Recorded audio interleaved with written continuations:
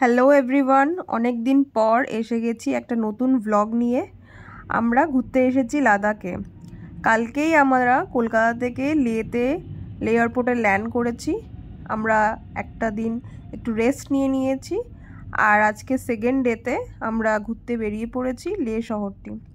আমরা এখন আমাদের ফার্স্ট যে view point hall of fame সেখানেই যাচ্ছি। আমরা পৌঁছে গেছি হল অফ ফেমের কাছে। আমাদের গাড়িটি এই পাশে পার্কিং লটে রাখা আছে এবং আমরা হেঁটে এখন যাচ্ছি।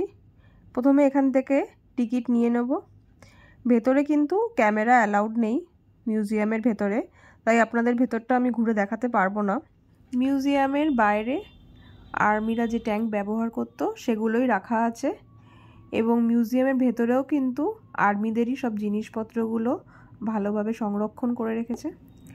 এখানে কিন্তু সিনারিটা খুবই সুন্দর, আর ওই সামনেই মিউজিয়ামের টিকিট কাউন্টার। সেখান থেকে আমরা দুটো টিকিট কেটে নেব ভেতরে যাওয়ার জন্য।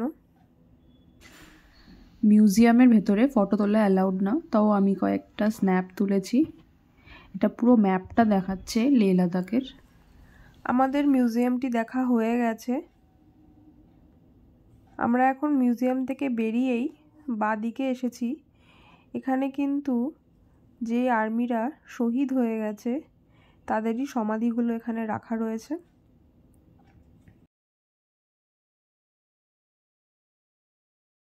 আমরা এখন আমাদের নেক্সট ভিউ পয়েন্টের দিকেই যাচ্ছি।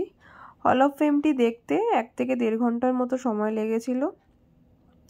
এরপর আমরা এখন যাচ্ছি জান্সকার রিভার সঙ্গমে। রাস্তার ভিউগুলো কিন্তু অপূর্ব, দেখলে একদম চোখ জুড়িয়ে যাচ্ছে। আমরা পৌঁছে গেছি জান্সকার রিভার সঙ্গমে।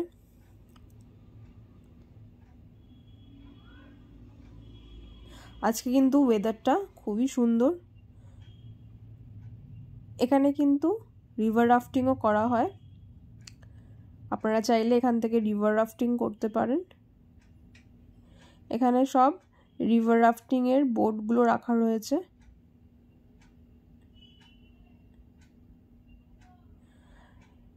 এরপর আমরা নেক্সট ভিউ পয়েন্টের দিকে যাচ্ছি।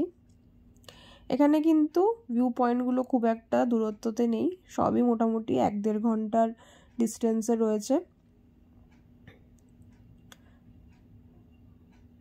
আমরা এরপর যাচ্ছি ম্যাগনেটিক হিলে। আমরা পৌঁছে গেছি এখন ম্যাগনেটিক হিলে। এখানে বলা হয় নাকি গাড়ি বন্ধ করে রাখলেও নাকি আপনি আপ চলে, কিন্তু আমাদের ড্রাইভার বলল যে এরকম কিছু হয় না এখানে। কিন্তু এখানে কিন্তু রাস্তাটা খুবই পরিষ্কার। আমরা এই রাস্তায় বসে অনেক ছবি তুলে নিয়েছি, এবং এখানে সেরকম কিছু দেখার আর নেই, জাস্ট ফটোগুলো ক্লিক করেই আমরা এখান থেকে বেরিয়ে পড়েছি।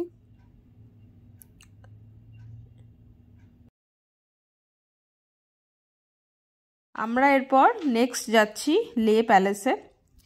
লে প্যালেসটা কিন্তু 17th সেঞ্চুরিতে বানানো হয়েছে। এটা টিবেটিয়ান আর্কিটেকচার ফলো করে বানানো হয়েছে।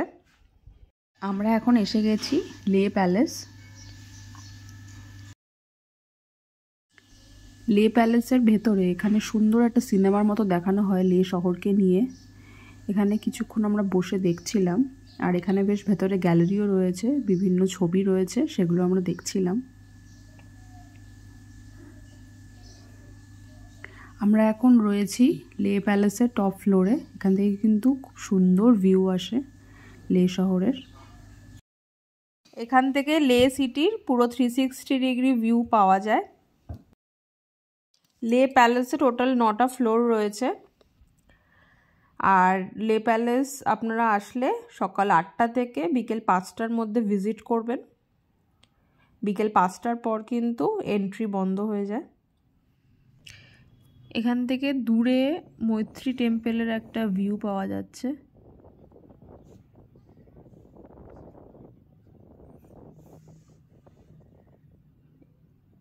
লে প্যালেসে আসলে আপনাদের খুব ভালো লাগবে। পুরো লে সিটিটা একটা সুন্দর ভিউ দেখা যাচ্ছে, আর সানসেটের টাইমে আসলে তো আরও সুন্দর দেখা যাবে। বিভিন্ন ল্যান্ডস্কেপ এখান থেকে খুব ভালোভাবে দেখা যাচ্ছে। অপূর্ব দৃশ্য, নিজের চোখে না দেখলে আপনারা বিশ্বাস করতে পারবেন না, এত সুন্দর। দূরে স্নো ক্যাপ মাউন্টেনটাও দেখা যাচ্ছে। এরপর আমরা যাচ্ছি নেক্সট স্পটে। এটাই আমাদের আজকের লাস্ট স্পট। আমরা এখন চলে এসেছি শান্তি স্তূপাতে। এখন সানসেটের টাইম, সানসেটের টাইমেই কিন্তু শান্তি স্তূপাটা দেখতে সবচেয়ে বেশি ভালো লাগবে। এখান থেকে সানসেট খুব ভালোভাবে দেখা যায়।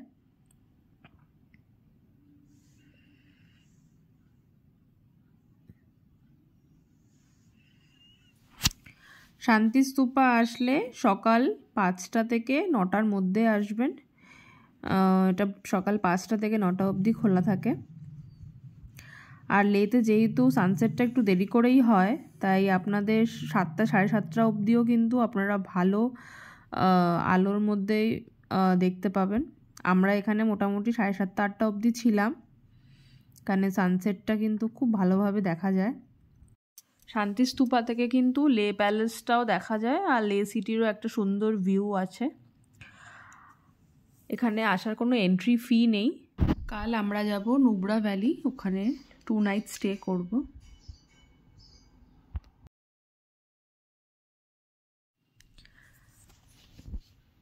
আজকের ভিডিওটি এই পর্যন্তই। ভিডিওটি ভালো লেগে থাকলে অবশ্যই একটি লাইক করে দেবেন, আর চ্যানেলটা যদি সাবস্ক্রাইব না করে থাকেন তাহলে অবশ্যই একটা সাবস্ক্রাইব করে দেবেন। ভিডিওটি শেষ পর্যন্ত দেখার জন্য ধন্যবাদ। আবার দেখা হবে পরের ভিডিওতে। টাটা।